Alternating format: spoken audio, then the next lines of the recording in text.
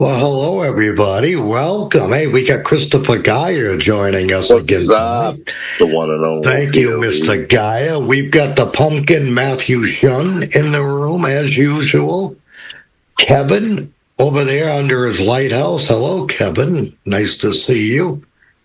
This week, we are going to answer a question that someone put in the comments on YouTube on one of our previous shows. And I think it'll be fun to just go around the room and all of us poke at it and start answering, what we think. Okay. And the question is, and we'll start with you, Christopher Geyer, seeing as though you're our guest in here tonight. I don't feel like a guest anymore. I feel like part of the family now. Well, you really are part of the family. You are. I've enjoyed coming in here, so. In fact, I looked up the family tree, and you're the sap. So, I love you, buddy. My friend. I love you too, my friend. I love it. All right, here we go. The question was, let me get mine. What makes you a great karaoke DJ? And there are a lot of answers to this. Sure. And I'm curious. Actually, it wasn't you. It was what makes a good karaoke DJ. Now, uniqueness. Go ahead. You're first. Uniqueness. Do something outside the box. Something I used to do at my karaoke shows. It wasn't getting lively enough. The party wasn't alive. I'd make them get in the middle and get in the circle. I'd make everybody get in the circle. And I'd make them do the hokey pokey like we used to in gym class. And, it's kind of funny. You can make fun of that. But by the end of the hokey pokey, everybody's always laughing.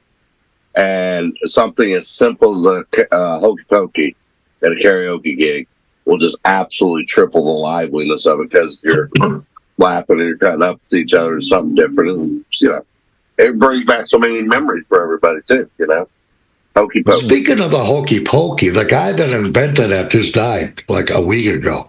Wow. And they had a hard time putting him in the casket because they would put his right foot in. Look at it. Anything for a cheap joke. Cheap joke. Good one there. High five, buddy. Bam. All right, yeah, bam. Okay, Kevin, what do you got? Well, I think these answers are for Bill Davis, by the way. He's the one that posted that question. So, Bill? I thought maybe just, having a venue and having guests and having a joy of music is things to make a good KJ. Yeah, you named 3 different things there in one answer, in one sentence. Great. I'm just kidding. Well, you didn't get the pun. It was based on your question the other week where you didn't like my answers. Yeah, we love you, Kevin, but he's like Jerry Springer in here. Mm-hmm. Who can I'm going to start some shit today. All right. I like I guess what makes a good host, having a good time, interacting with the people. If I get someone that I know is new up, I'll talk to them before I don't just like, okay, next. I agree. Next. Yeah.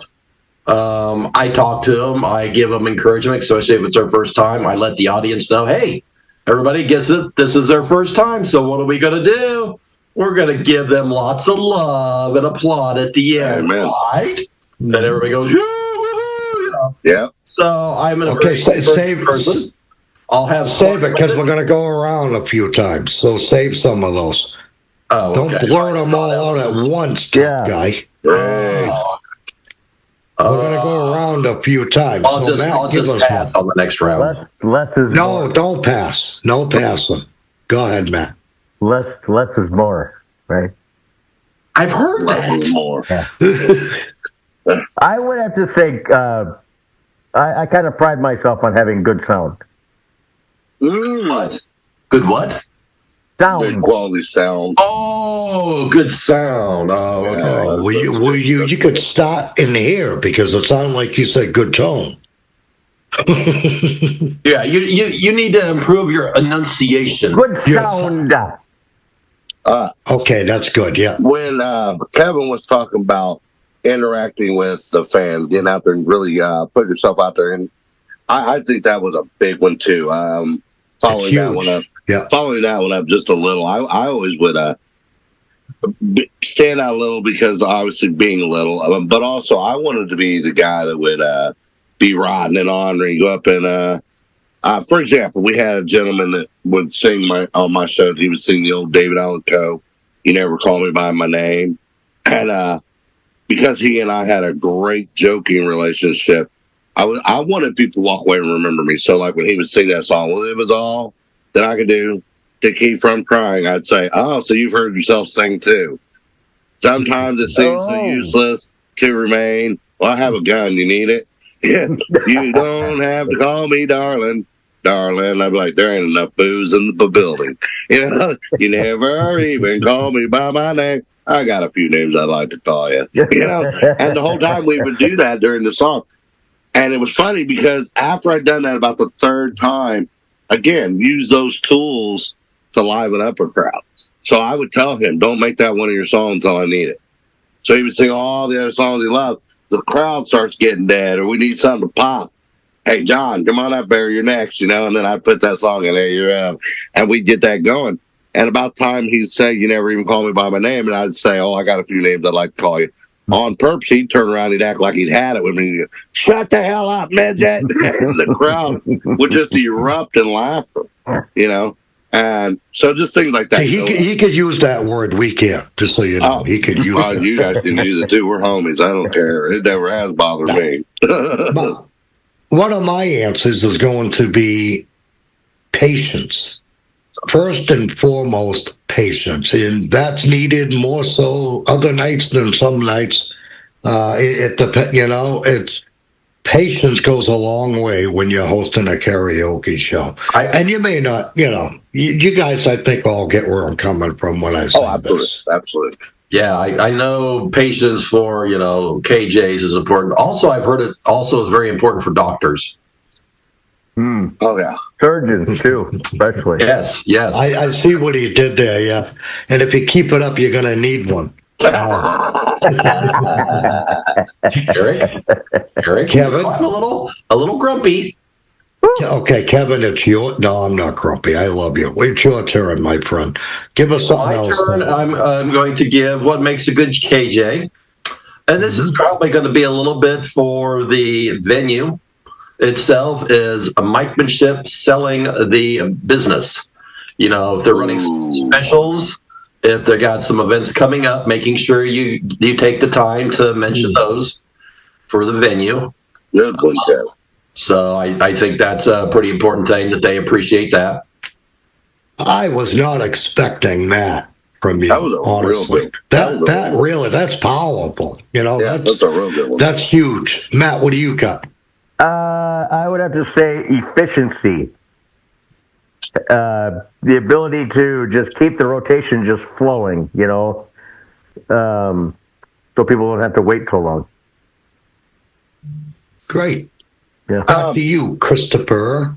The love of the game. What I mean by the love of the game is, if you got a gig that starts at 7, you're set up by 6:30. Don't be the asshole that waits till 7 o'clock. You got a singer sitting there, and the bar's cool with it. Let them sing. If you're due to shut down at 9. And the bar comes up and asks you, "Hey, man, we're popping," you know. The bars, the whole reason they hired you was to make them money. And so if you're playing till 10, 11, whatever, and the crowd's still popping, don't be a jerk. You know, don't shut the party down just because that's what you're being paid to do. The love of the game, you know, appreciate the fact that you have people out here and they're staying, so you've hosted up till now in a way that they've stayed, and keep them there. Keep that bar making money. Yeah, it's going to be a late night. It's going to be a long morning, so to say, but in the end, the bar is going to appreciate you, just like what Kevin had said the other way about giving out special.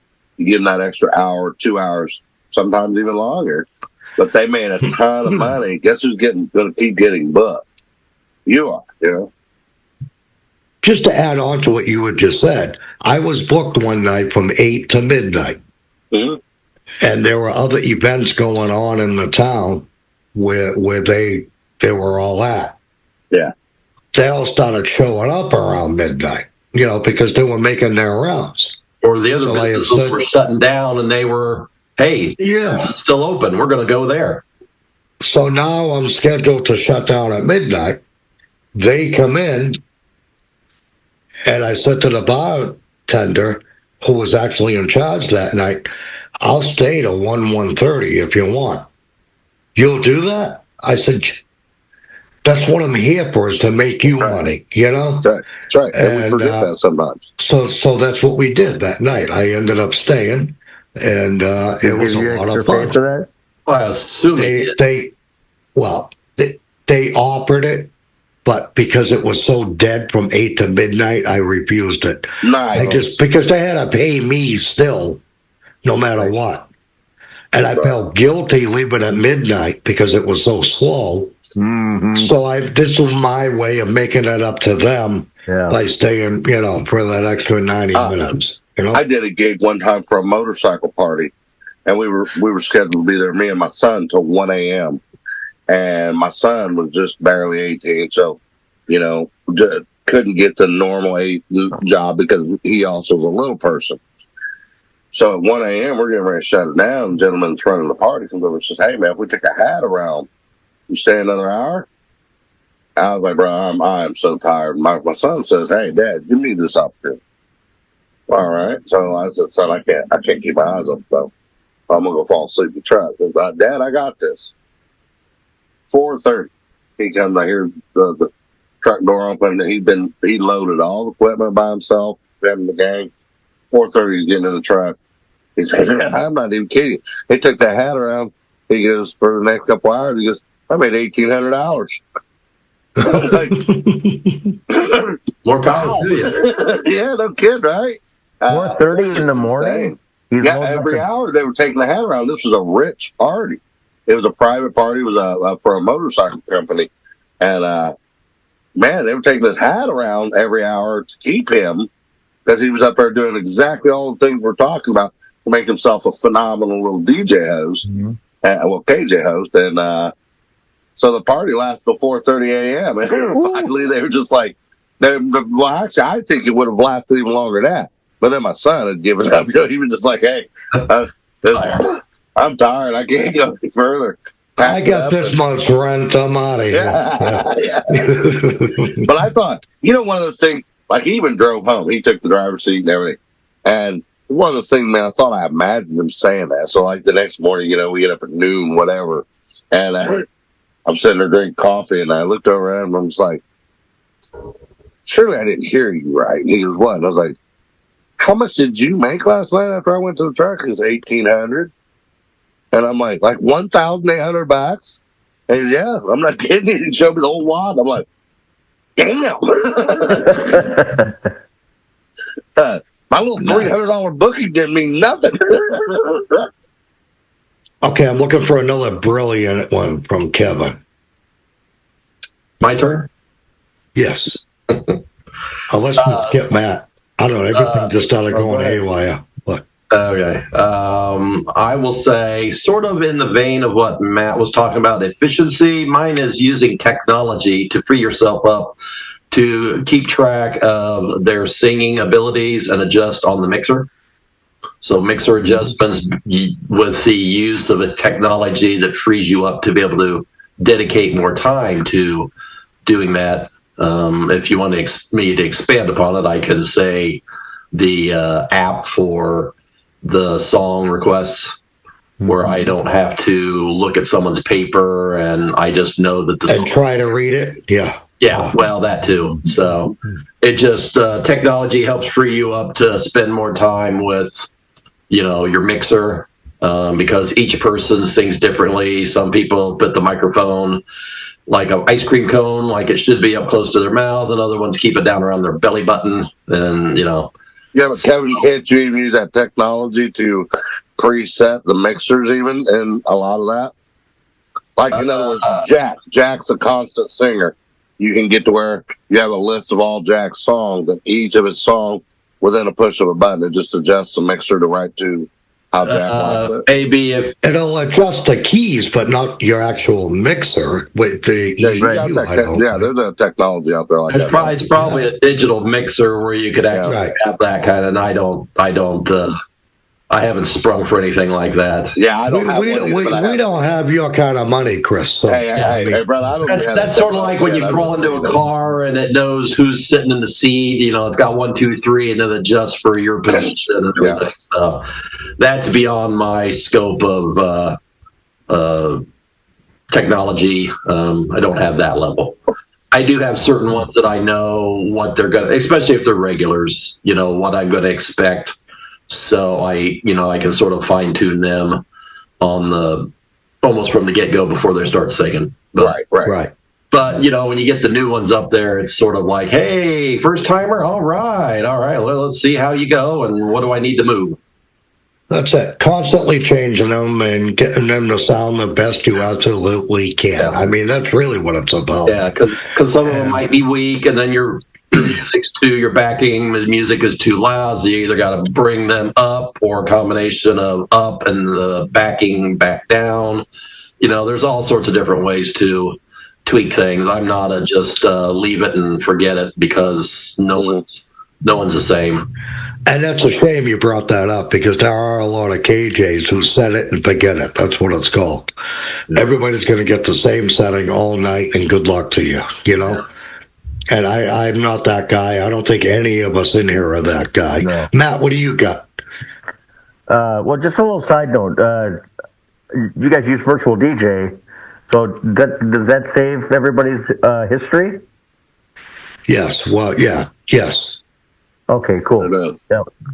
That adds to the efficiency factor, you know, because when somebody comes up and says, I want to do, you know, my version of After 11 or whatever, it's DK and it's down 2 or whatever, it's all saved in their history file. You know, so I could just open up their history, click on the one they want, boom, it's in there. And it automatically even sets the mixer too, correct? No. Okay, now see, on Virtual DJ Pro, it'll set the key. On Virtual DJ Pro, one of the people that I have met, I believe it was a guy named Brian Oden, but one of the DJs I met had Virtual DJ Pro, and in it had the digital mixer. So if Connie Cox, is just using the name off, comes up and she sings, whatever. Black Velvet. She sings Black Velvet. And now the mixer is different from an actual manual physical mixer for her. On the mixer, when you do it the first time, you click save on the computer mixer, it will completely save it that way. So now when Connie Cox comes back, I bet I love that thing. I didn't have the pro version where I had that technology, but I did have it where I could save their songs and what version they liked the best. So now when Connie Cox come back, instead of filling out all the little slips, she'd just come over to me, and I'm going to sing this, and then she would take my mouth, put it over in my play file, and it would automatically set the playlist where everybody was evenly distributed. Mm-hmm. Hey, I had another one, Eric. Making a good singer making a bad singer still feel like he had a good time doing it. We talked about that on one of your other shows. I don't like it when a bad singer gets up there, but he's doing it for the sport of doing it. That's the whole fun in karaoke. And somebody makes them feel bad. I think as a KJ host, when you get a singer that's less than fun to listen to, so what? He's up there and he had a good time doing it. Make him feel like $1 million. Look, if you got the gall to get up there, then you know what? All the power to you, and I encourage it. Amen. You know, I have an applause sign that I hold up, and I don't care how bad or good you are, I hold it up. Yes, amen. Once they hear that applause come in, like I'll be behind the guy and holding the sign up. That makes them feel good, you know? It sure does. It keeps them coming back. These are little things that we do. But does that make me a good KJ? No. It sure does. Actually, no, it don't. See, and all this technology stuff that we're talking about, that don't make you a good KJ either. I think it's you, your personality, how you treat your customers, or not customers, but your patrons or whatever, right? Mm-hmm. Yeah. Your singers. That's what makes you a great KJ. not technology. You could have the worst sound ever, actually. That's still be a great still going. They're still going to have a good time no matter what because they're there. Yeah. You know, so we're talking about this and that, but you're still a good KJ. Yeah. That's really, I think, I'm hoping we're answering Bill's question. But this past Saturday, I had a guy that got up there and did tequila. You know, Pee Wee Herman song. How did he ever remember the words? You know, and it's like, but if you're goofy enough, just like this guy was. Did he do the dance? If you can, you know, if that's another thing is like being able to. What am I? if you can realize and see that somebody's going to be like really quirky when they get up there or whatever, and they got like a really good sense of humor or something like that, and you can play off of that. I mean, that guy ended up being like the biggest hit of the night, and he had to sing Tequila like 3 or 4 times in the song. 3 times. Did he come back up and sing it later for an encore? No. But I mean, just saying, you know, that was entertaining. It was entertaining for the crowd because he was quirky and I was quirky along with him, and we're just making everybody freaking laugh, and it's like it's hilarious. You know, I mean, it's the easiest. Honestly, I think everybody in the audience wants to hear dun dun dun dun dun. Yeah. They know what's coming. You know, they know. Of course. Did they all sing too? And they love it. They love it. Oh God, yes. The whole bar is tequila. Right. Well, I like the Neil Diamond song. Sweet Caroline. Yeah. I mean, everybody follows along. And what's the other song? So good, you know. Yeah. I mean, it's just something that whenever somebody does that song at my show, of course I'm going to get them to go the bum bum ba, you know, and they do it, and they'll go louder and louder. But when he's singing, good times never felt so, now I'm singing so with the singer saying, so what?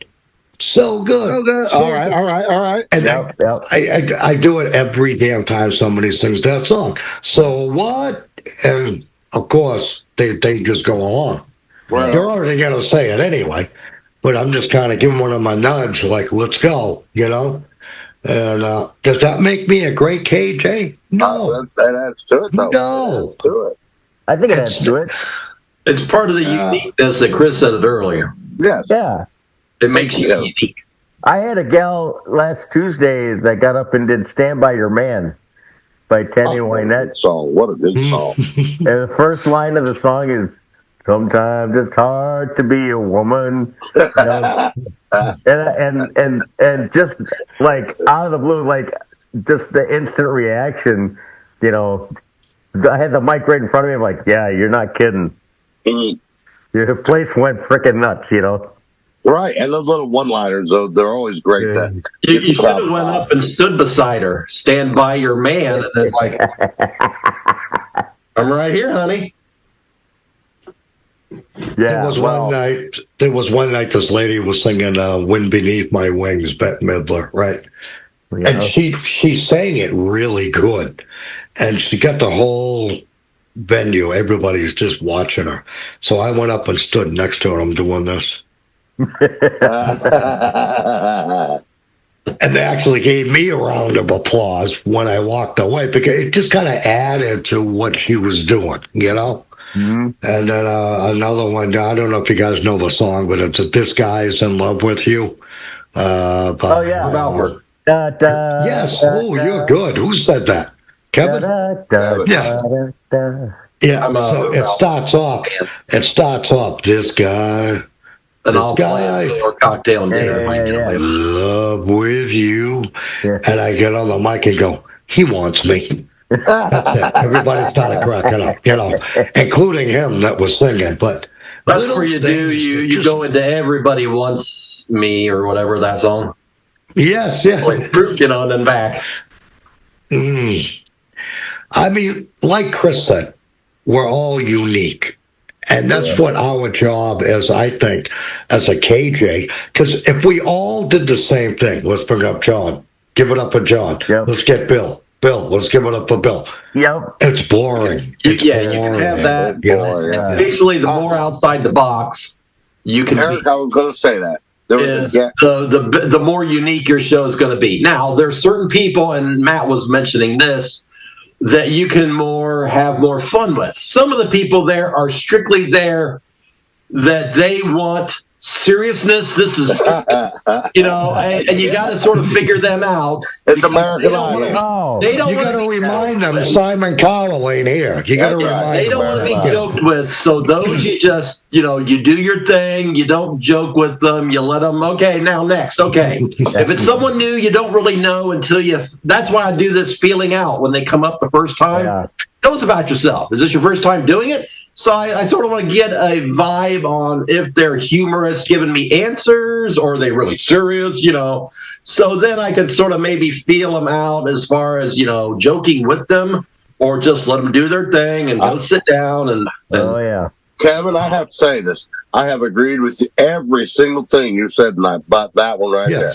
And here it is. Why? And here's why. Yeah, I'm still going to be me. I'm going to be me. I got your back, Kevin. I got your back. Right, I'm going to be me. If they come up and and I'm going to start being fun with them, a little bit on the side, pick on them a little, throw a little humor, whatever it is that I'm doing that evening as a KJ. No, they're not going to change. If they want to be serious, hey, you're at the wrong party, dummy. You might as well take your ass on because we're going to have fun tonight. You're going to be serious. This is an American Idol. And I'll tell them just like that. I have done that during the show. Said, hey, we're all here to loosen up, have fun. This is an American Idol. Sing. Yeah, well, like I said, I have some that I practice this at home.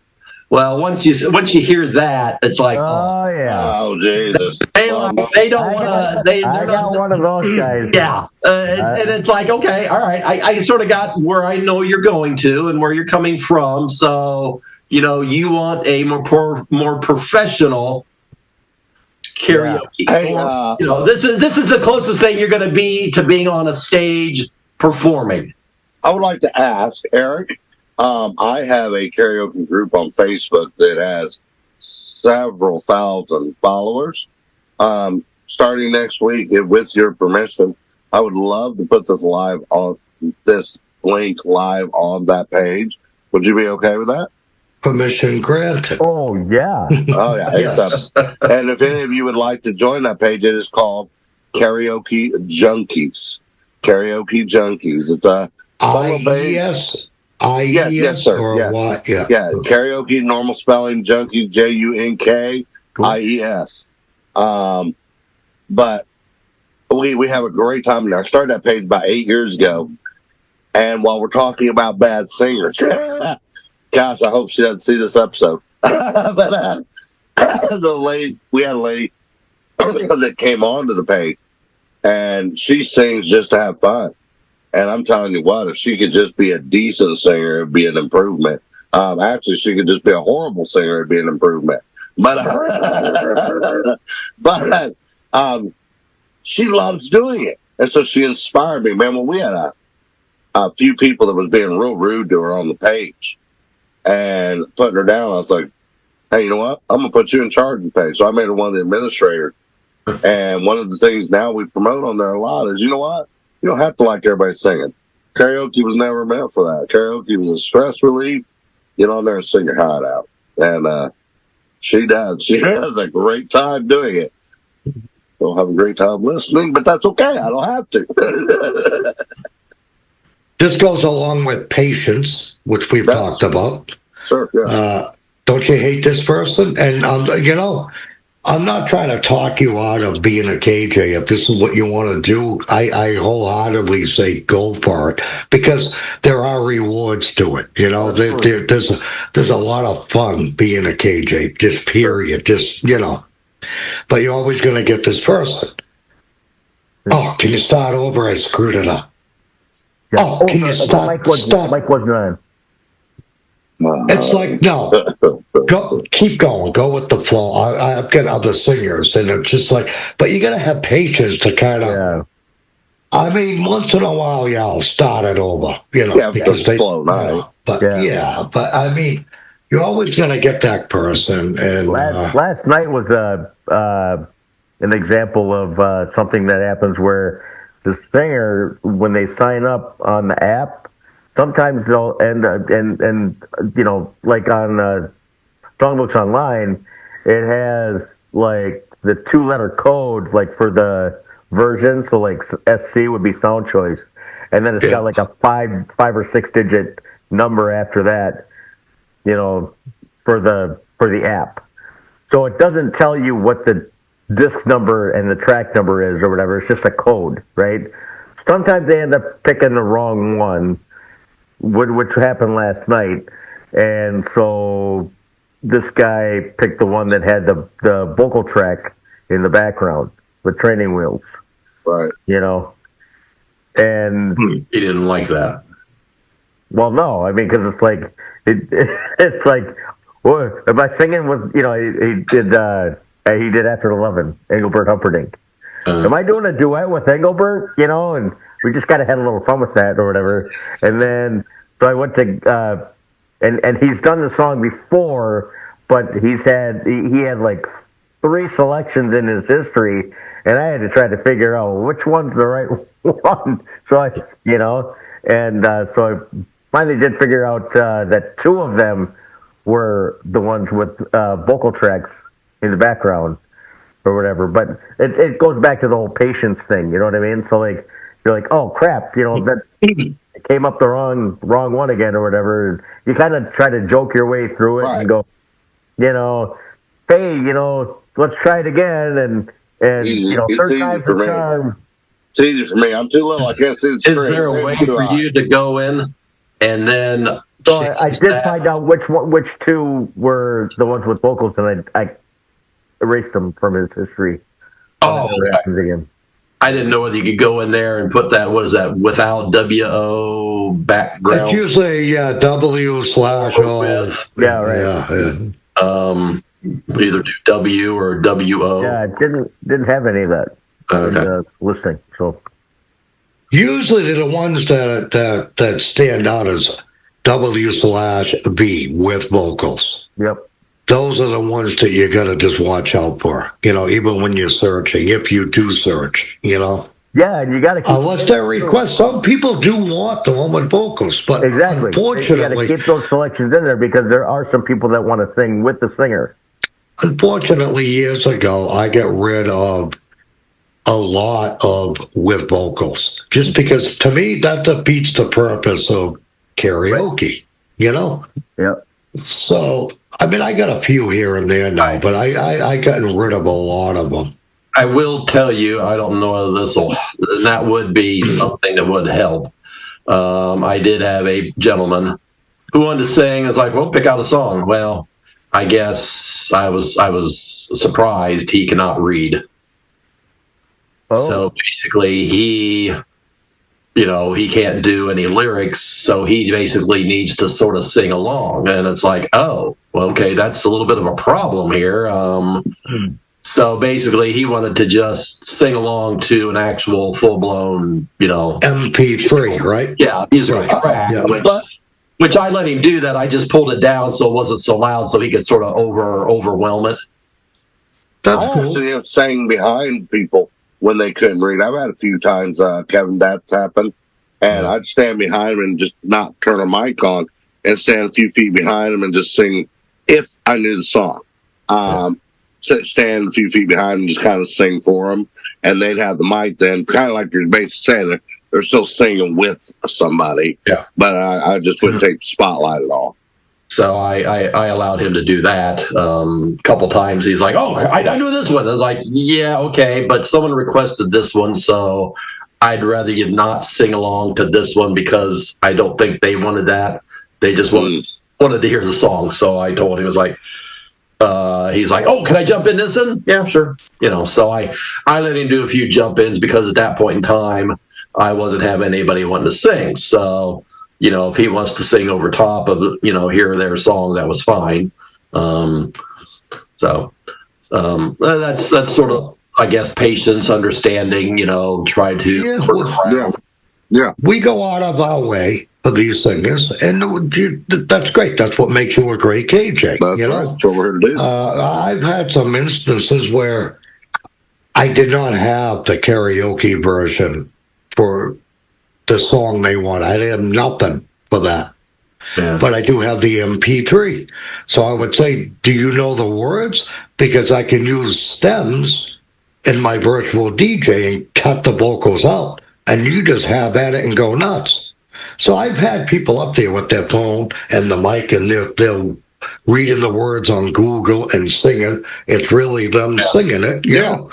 I mean, whatever works. Whatever gets you through the night, like John Lennon once said. Right? That's really. I got one guy that he'll drive north. He'll drive from the south of the city. He'll drive like 100 miles north to come up and see my show.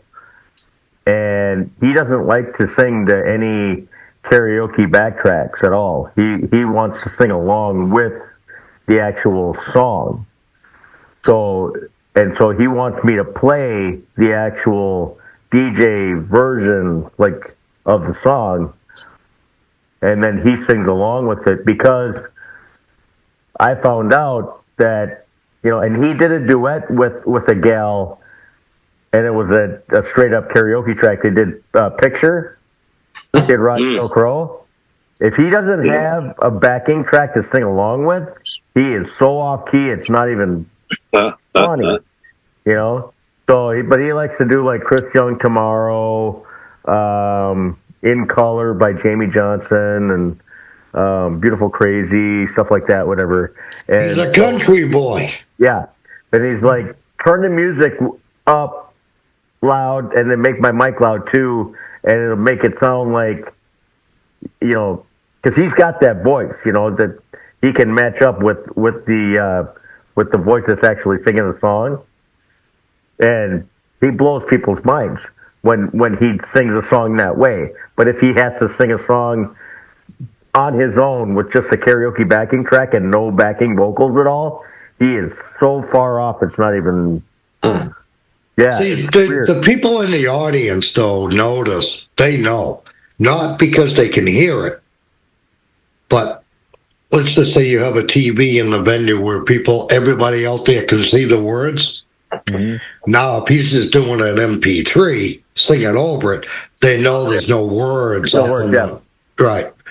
So, the people get it, Yeah. And They may think that they're fooling the audience. However, I think the audience gets what's going on. But you know what? Whatever makes this guy comfortable and keeps him coming back, that's your job. That's it. Yeah, and that pleasing that guy puts big time money in my tip jar at the end of the night.